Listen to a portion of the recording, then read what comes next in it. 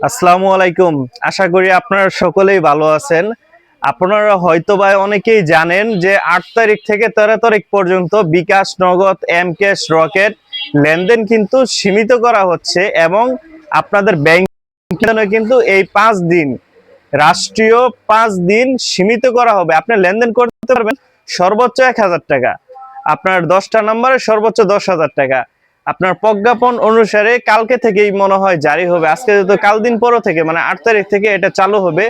So আপনারা যারা emergency কাজে মনে করেন ধরেন আপনার বিকাশ বা রকেট বা এম-ক্যাশ মোবাইল ব্যাংকিং এ আপনার টাকা আছে আপনার ৫০,০০০ টাকা, কিন্তু আপনার ফ্যামিলিতে কেউ গুরুত্বপূর্ণ অসুস্থ, এখন কি করবেন? আপনি টাকা তো বের করতে পারবেন না, যার জন্য আপনারা কিন্তু টাকা বের করে রাখতে পারেন। যেমন আজকে এবং কালকে, যেমন ৮ তারিখ থেকে ৮ তারিখের পর থেকে আপনি চাইলেও কিন্তু ১,০০০ টাকার উপরে আপনার মোবাইল ব্যাংকিং এ তুলতে পারবেন না।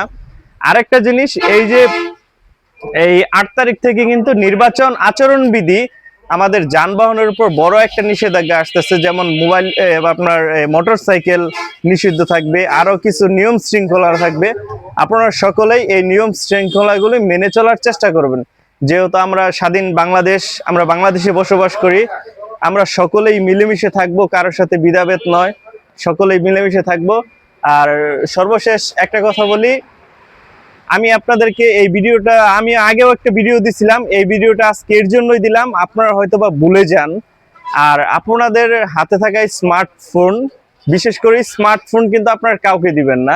এতে করে আপনার ওটিপি নিয়ে মোবাইলে হ্যাকিং হতে পারে বা বড় ধরনের আপনার ঝামেলায় পড়তে পারেন। আর সর্বশেষ কথা হলো, আপনার যেখানেই থাকেন ভালো থাকবেন, সুস্থ থাকবেন।